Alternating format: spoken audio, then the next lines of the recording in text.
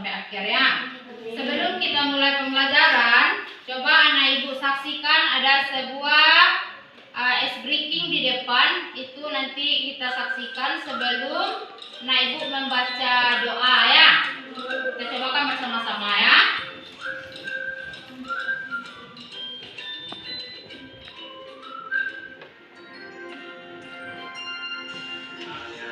Atas menggapai bintang, tangan samping burung yang terbang, yang ke depan ikan berenang, duduk yang rapi siap berdoa. Tak putar-putar, tangan diputar, gulung-gulung, tangan digulung, ular melingkar di pagar bundar, kanan, kiri, atas, bawah, siap berdoa. Dah, silakan Khalid pimpin doa. Siapkan teman-temannya, kita berdoa dulu sebelum belajar.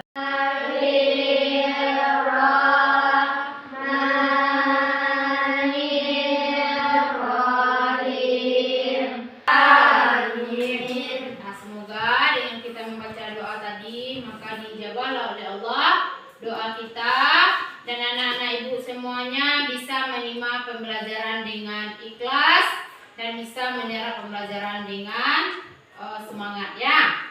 Jadi selanjutnya coba Zahir dipimpin teman-temannya membacakan surat Al-Ikhlas.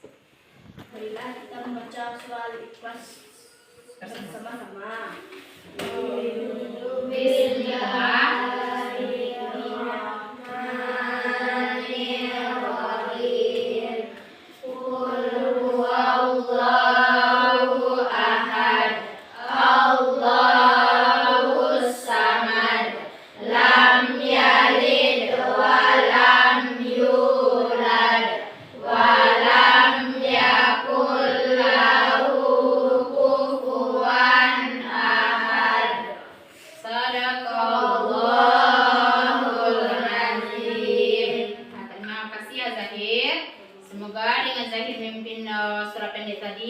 Maka dilapangkanlah oleh Allah hati kita untuk menerima pembelajaran hari ini. Amin. Kisah tentang kisah Fatul Mekah. Jadi sebelum kita ibu menjelaskan yang tadi, Fatul Mekah. Sebelum ibu menjelaskan apa itu Fatul Mekah, anak ibu harus tahu dulu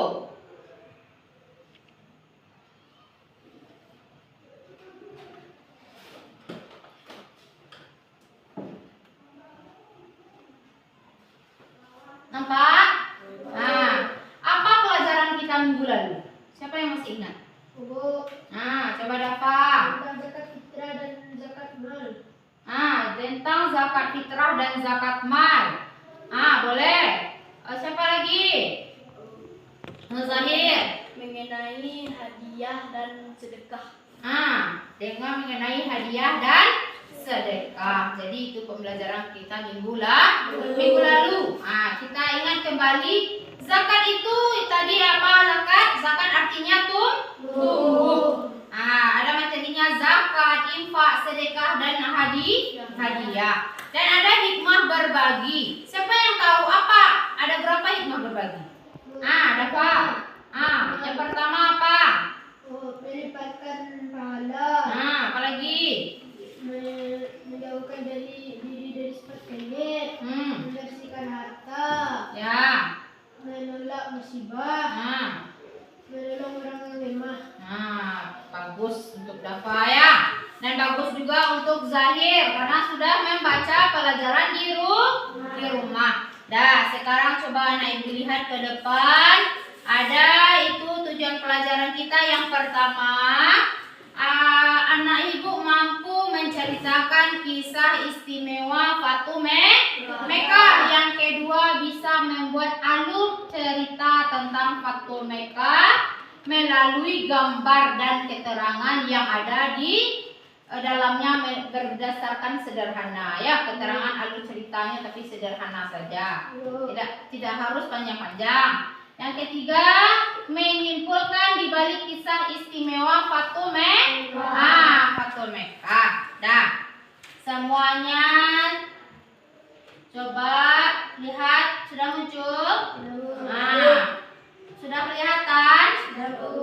Jadi itu peristiwa Fathul Mekkah. Jadi Fathul Mekkah ini terjadi pada masa Nabi Muhammad Sallallahu Alaihi Wasallam. Sebelum Ibu menjelaskan pelajaran tentang Fathul Mekkah, ada nanti namanya pertanyaan pemantik. Ada Ibu berikan 3 buah pertanyaan. Yang pertama, apa itu Fathul Mekkah? Siapa yang bisa menjawab? Apa yang maksud dengan Fathul Mekkah? Coba Rani, apa yang maksud dengan Fathul Mekkah? Fathul Mekkah? Ada? Naila? Fathul Mekkah artinya adalah penaklukan kota Mekkah. Dan yang kedua, Fathul Mekkah itu terjadi pada tahun berapa? 8 Hijriah. Diusahakan kalau menjawab diangkat tangannya ya. Apa Zahir? Pada tahun ke-8 Hijriah. Bagus, pada tahun ke-8 Hijriah. Dah, yang terakhir, apa itu salah satu surat yang terdapat di dalam Al-Quran yang turun ketika peristiwa Fathul Mekkah? Apa nama suratnya? Masih Zahir? Surah An-Nasr ayat 1-3. Bagus sekali Zahir. Jadi anak-anak Ibu harus membaca buku di rumah ya. Berarti Zahir membaca dan memahami pelajaran kita pada hari ini ya. Bagian anak Ibu yang lain juga harus seperti Zahir ya. Nah, coba semuanya lihat ke depan. Tadi sudah Ibu jelaskan apa itu Fathul Mekkah ya. Yang kedua, pengenalan acara Fathul Mekkah. Jadi peristiwa Fathul Mekkah itu menandai adanya penaklukan Mekkah oleh Nabi Muhammad Sallallahu Alaihi Wasallam. Jadi ketika itu Nabi Muhammad beliau masih sehat. Beliau menghadapi tentang kisah Fathul Mekkah. Yang kedua yaitu ada peristiwa yang terjadi pada tahun 8 Hijriah. Seperti yang dijelaskan oleh Zahir tadi, Fathul Mekkah itu terjadi pada tahun ke-8 Hijriah. Yang ketiga, peristiwa penting dalam sejarah Islam. Fathul Mekkah itu peristiwa penting yang ada di dalam Islam, yang selalu diingat oleh orang-orang Islam ya. Kita ini orang Islam apa tidak? Ya. Kita sebagai orang Islam harus tahu apa itu Fathul Mekkah. Ya. Selanjutnya, momen transformasi bagi komunitas Muslim. Jadi momen transformasi itu maksudnya awak harus mengenal apa itu Fathul Mekkah. Apa terjadinya Fathul Mekkah? Di mana terjadinya Fathul Mekkah? Di mana terjadinya? Di Mekkah. Dan mungkin terjadinya di Madinah karena namanya Fathul Mekkah. Nah, selanjutnya latar belakang terjadinya Fathul Mekkah. Ada 4 buah. Yang pertama, Mekkah awalnya memusuhi umat Islam. Umat Muslim menghadapi penganiayaan dan pengasingan sebelum peristiwa tersebut. Ada nanti namanya perjanjian Hudaybiyah. Ada keterangan antara Mekkah dan umat Islam terus membara. Nah, dari 4 tersebut ada yang Ibu pahami. Coba anak Ibu jelaskan apa itu perjanjian Hudaybiyah. Masih Zahir? Perjanjian Hudaybiyah adalah perjanjian yang disepakati oleh kaum muslimin dan kaum Quraisy di suatu daerah di Madinah yang bernama Hudaybiyah. 100 untuk Zahir, mantap sekali. Itu yang dimaksud dengan perjanjian Hudaybiyah. Hudaybiyah itu adalah perjanjian antara orang Mekkah dengan orang kafir Quraisy. Isi perjanjiannya lagi siapa yang bisa membacakan perjanjian. Siangnya. Coba Azam. Satu saja. Boleh. Isi perjanjian Hudaybiyah adalah pengikut Nabi Muhammad tidak boleh menjalankan ibadah umrah pada tahun ini, namun boleh mengerjakan tahun depan dan waktunya tidak boleh lebih dari 3 hari. Itu salah satunya perjanjian Hudaybiyahnya. Umat muslim kuliahnya ya Aji, tapi waktunya ditentukan. Kuliahnya hanya 3 hari. Tidak boleh lebih dari 3 hari ya. Bagus, terima kasih Azam. Yang lain, yang perjanjian yang kedua, coba Khalid. Perjanjian yang kedua, menghentikan permusuhan dan tidak saling menyerang dalam waktu 10 tahun. Tidak boleh saling menyerang dalam waktu 10 tahun. Kalau ada yang melanggar, maka nanti namanya melanggar perjanjian Hudaybiyah. Perjanjian Hudaybiyah itu ada berapa? Tadi sudah disebutkan 2. Jadi, mantap Khalid, lupa semangatnya untuk Khalid ya. Ditingkatkan lagi membacanya, dan untuk teman-teman kamu yang lain juga seperti teman-teman kamu yang sudah mengusulkan tadi ya. Nah, itu isi dari perjanjian Hudaybiyah. Kita lanjut.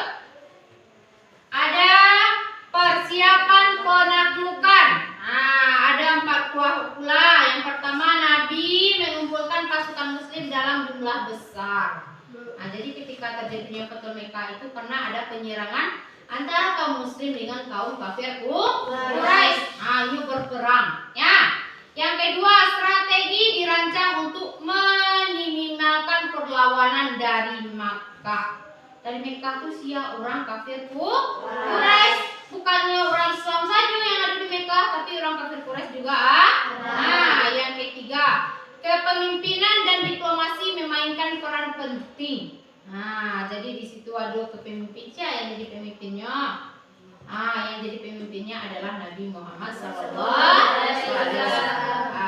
Yang keempat, kaum muslim merencanakan serangan mendadak selama musim haji. Jadi nanti setelah Fathul Mekkah ini ada namanya Haji Wada ya, tapi tidak kita bahas hari ini ya. Nah, selanjutnya penaklukan dimulai. Itulah perjalanan menuju Mekkah pun dimulai. Itu Nabi Muhammad berserta rombongan sudah merancang strategi perang dan sudah merencanakan untuk berangkat dari kota Madinah ke kota Mekkah. Nah, yang kedua, umat Islam hanya menghadapi sedikit perlawanan dari suku-suku tetangga. Siapa itu suku-suku tetangga? Ada kelompok-kelompok Quraisy yang lain, ada namanya kelompok Abbasiyah, Khawarij dan lainnya ya. Yang ketiga, Nabi Muhammad menunjukkan belas kasihan dan pengampunan terhadap masyarakat Mekkah. Jadi walaupun seperti itu jahatnya orang kafir Quraisy, tapi Nabi Muhammad tetap memperhatikan, tetap berbelas kasih kepada kaum kafir Quraisy. Yang terakhir, banyak tokoh berpengaruh di Mekkah yang memeluk Islam. Siapa saja itu orangnya? Sahabat, coba sendiri. Abu Sufyan. Siapa lagi? Abu Bakar Siddiq. Mantap. Zahir dan Dafa. Ada Abu Sufyan, ada Abu Bakar, Umar, Utsman dan Ali bin Abi Thalib. Mereka semua itu berpengaruh, ya. Selanjutnya memasuki Mekkah. Setelah perjalanan akhirnya sampailah Nabi Muhammad di kota Mekkah. Jadi ketika memasuki dengan penuh kemenangan, akhirnya Nabi Muhammad beserta rombongan akhirnya memenangkan Fathul Mekkah tersebut. Dan selanjutnya berhala dan simbol politeisme dimusnahkan. Jadi kalau orang kafir Quraisy itu siapa yang disembahnya? Patung. Mantap. Dapat patung berhala ya. Jadi orang kafir Quraisy itu tidak ada yang mengerjakan sholat seperti kita. Kalau kita setiap hari mengerjakan sholat 5 waktu. Sementara kalau orang kafir Quraisy setelah dibuatnya patung berhala lalu disembahnya. Dan mereka menganggap berhala itulah yang menjadi Tuhannya ya. Yang ketiga, Ka'bah dibersihkan dan didedikasikan kembali untuk beribadah kepada Allah. setelah dibersihkan lagi Ka'bah dan orang-orang muslim diperintahkan kembali untuk boleh pergi haji. Yang terakhir, Nabi Muhammad menegakkan perdamaian dan keadilan di kota tersebut. Jadi selama Nabi Muhammad masih hidup, kota Mekah itu menjadi kota yang nyaman dan tentram dan tertib. Tidak ada lagi perkelahian, tidak ada lagi permusuhan ya. Dan selanjutnya, hikmah dari acara Fatu Mekah. Yang pertama, pentingnya ketekunan dan kesabaran. Yang kedua, kekuatan pengampunan dan belas kasihan. Yang ketiga, diplomasi dan perencanaan strategis sebagai alat yang efektif. Yang keempat, persatuan dan kerjasama di antara orang-orang beriman. Jadi itu hikmahnya adanya Fatu Mekah ya. Senang hati Nabi Muhammad tersebut, happy Nabi Muhammad karena kaum muslim akhirnya mendapatkan perdamaian. Tidak ada lagi kaum muslim yang azab oleh kaum kafir Quraisy, karena semua umat muslim yang sudah dijajah oleh kaum kafir dimerdekakan oleh Nabi Muhammad berserta sahabat-sahabat Nabi. Yang kedua, menegaskan kembali perannya sebagai utusan yang terakhir. Nabi itu dikenal sebagai apa? Uswatun hasanah. Apa yang dimaksud dengan uswatun hasanah? Zahir. Penutup dari para nabi sebelumnya. Uswatun hasanah penutup bagi seluruh nabi. Bagus Zahir. Dan juga disebut Nabi terus menyebarkan risalah Islam. Jadi Nabi Muhammad tidak ada lagi yang namanya hijrahnya sembunyi-sembunyi ya. Tidak ada lagi dakwahnya yang sembunyi-sembunyi, pakai mengintip-intip, pakai bersembunyi-sembunyi dalam gua, tidak ada lagi. Sudah bisa Nabi Muhammad pergi ke daerah-daerah. Sudah bebas karena kita sudah merdeka. Selanjutnya, beliau menekankan pentingnya persatuan dan cinta. Ditingkatkanlah persatuan oleh Nabi Muhammad dan cintanya kepada umatnya. Kita ini umatnya siapa? Nabi Muhammad. Kita umatnya Nabi Muhammad. Apa kalau kita umatnya Nabi Muhammad, bagaimana cara kita menerapkan kasih sayang kita kepada Nabi Muhammad? Dengan cara Rani? Bagus Rani, dengan cara bersalawat. Ada apa? Membaca hadis. Membaca hadis dan mengaplikasikan atau menerapkan di dalam kehidupan kita sunnah-sunnah Nabi ya. Perangai-perangai Nabi yang baik. Nah, ada nanti setelah ini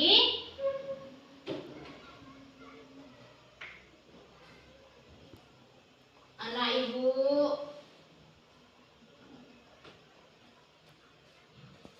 video yang ibu tayangan tersebut sesuai yang ibu rencanakan tadi, nanti akan ibu bagikan kertas ini kepada kelompok 1 dan kelompok 2.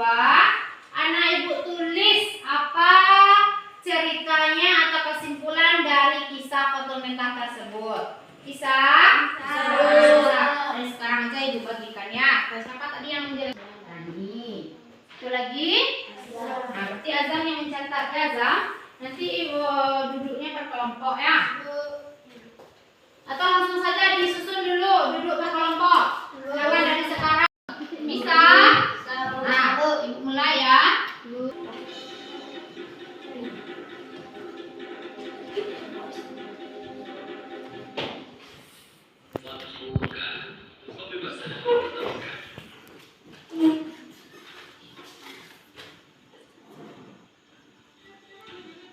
Awal bulan Zulkhodah tahun ke-6 Hijriah, Nabi Muhammad bersama 1.400 sahabatnya bergerak menuju Mekah dalam rangka menjalankan ibadah umrah. Rombongan besar tersebut membawa 7 ekor unta sebagai hewan kurban. Para sahabat Nabi sangat antusias mengikuti perjalanan ke Mekah, terutama kaum haji yang telah lama meninggalkan kota kelahirannya. Namun, perjalanan mereka berhenti di wilayah Hudaybiyah, 22 km arah barat kota Mekah. Di Hudaybiyah, beberapa orang Quraisy bertanya tentang keperluan rombongan Nabi datang ke Mekah. Utusan Nabi Muhammad menjelaskan bahwa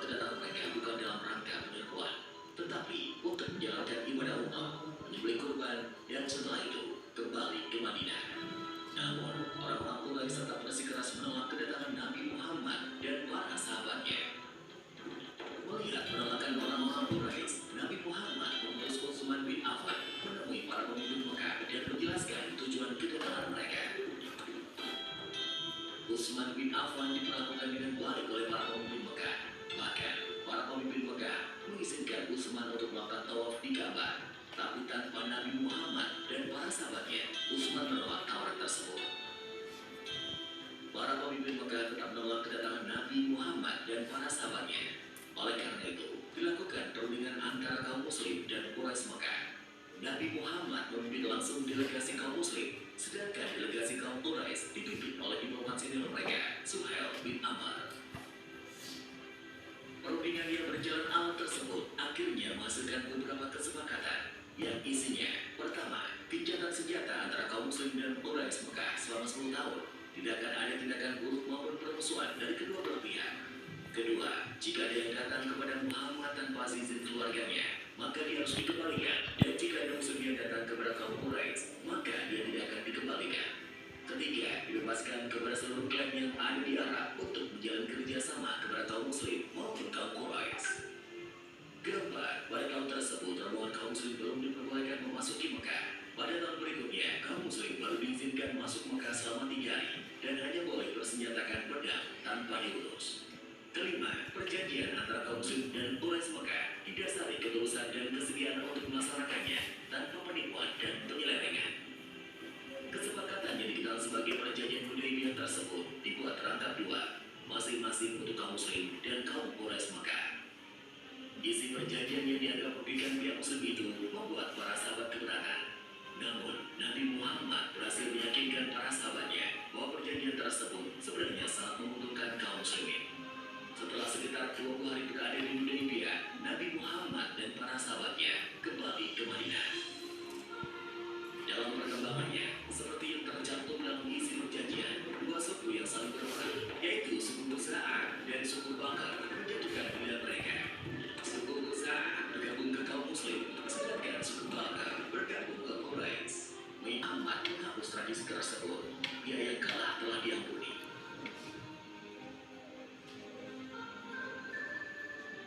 Setelah Ka'bah dibersihkan dari berbagai jenis berhala, Bilal pun diperintahkan Nabi untuk memandangkan azan.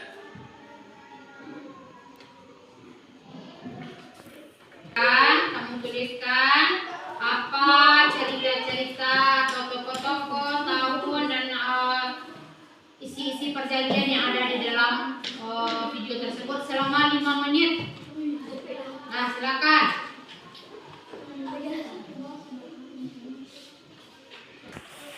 Berdiri semua kelompok. Situ saja di belakang saja. Nah, katakan baiklah, kami dari kelompok 1 akan menjelaskan kesimpulan dari kelompok kami ya. Kesimpulan dari hasil video yang ditayangkan di depan tadi. Kamu berbicara di tengah-tengah, kamu berdiri Reni. Kayak si Aska. Nah, enak banget sih, kita ganti. Lanjut. Nah, udah sampai salah. Lanjut saja. Yang lain didengarkan, nanti dikasih pertanyaan 2 kepada kelompok 1. Nah, coba diperhatikan kelompok 2. Baiklah, kami dari kelompok 1 akan menyampaikan kesimpulan dari video tadi. Kaum Quraisy mengingkari perjanjian Hudaybiyah. Abu Sufyan mengetahui itu dan dia datang ke Madinah untuk bertemu Nabi Muhammad, dan Nabi Muhammad tidak menghiraukannya. Lalu dia menemui Abu Bakar As-Siddiq, Ali bin Abi Thalib, dan Utsman bin Affan. Lalu mengetahui itu Nabi Muhammad mengumpulkan pasukan yang sangat banyak dan menyerbu Makkah. Pasukan Nabi Muhammad melalui jalan yang berbeda dan kaum Quraisy pun pasrah karena banyaknya pasukan Nabi Muhammad, dan Nabi Muhammad menghancurkan berhala yang ada di Mekah. Pada 17 Ramadan 8 Hijriah, Nabi Muhammad mendapatkan kota Makkah kembali, dan Nabi Muhammad sangat gembira karena mendapatkan kota Makkah kembali. Nah, bisa kita kasih tepuk tangan kepada kelompok 1 ya. Nah, silakan kelompok 2, kamu berikan 2 pertanyaan kepada kelompok 1. Silakan. Siapa yang mau bertanya? Dafa, silakan. Saya Berdiri. dari kelompok 2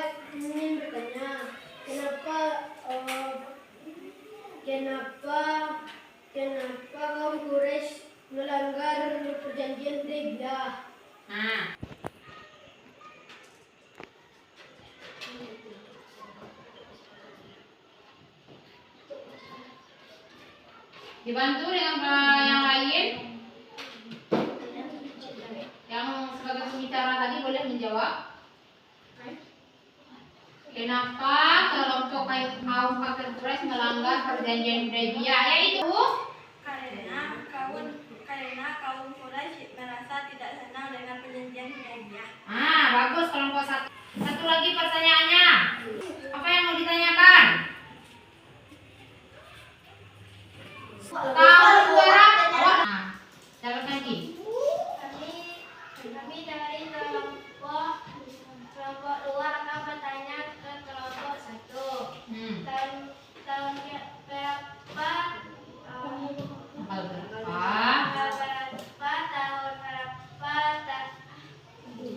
Terjadinya Fatul Mekah. Terjadinya Fatul Mekah. Tahun berapa? Kelompok satu, silakan dijawab Naila.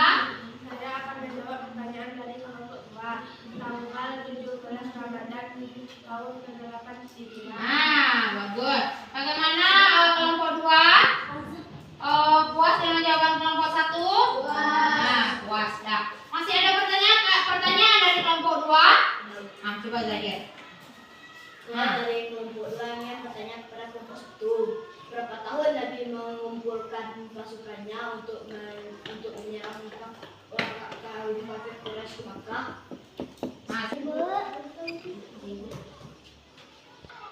Berapa tahun coba Zahra? Berapa?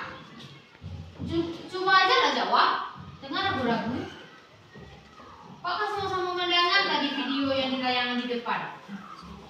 Ada berapa tahun? Kita dibantu yang lain. Adit? 10 tahun. 10 tahun kata kelompok 1 Zahir. Bagaimana Zahir? Ya?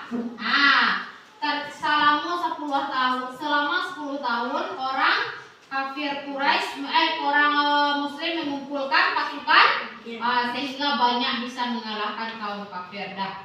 Berarti beri tepuk tangan sekali lagi pada kelompok 1.